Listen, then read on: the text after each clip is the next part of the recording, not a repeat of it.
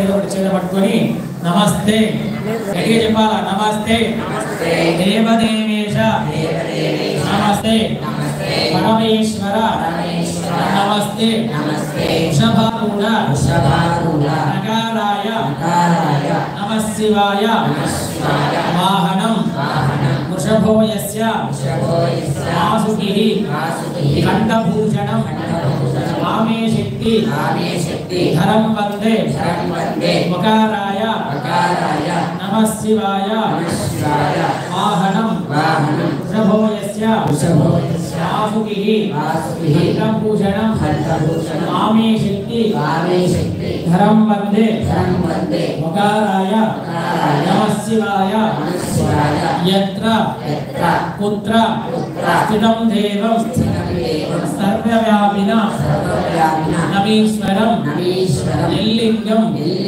పూజయే నిత్యం యకారాయ నమో నమః ఓం నమః శివాయ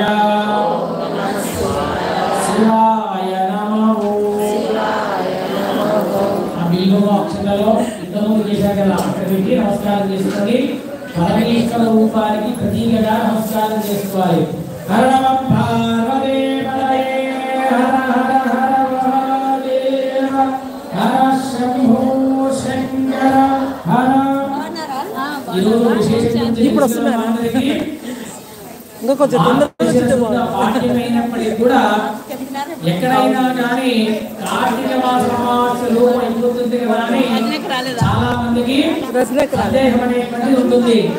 ఈ రోజు ఏమి లక్ష్మీ వార్చన ఈ రోజు ఏమిటని అంటే ఈ ఊరు వాళ్ళకు ఇక్కడికి వచ్చే వాళ్ళకు అలవాటు అయింది, కానీ కొత్తగా వచ్చే వాళ్ళకు తెలియదు కదా.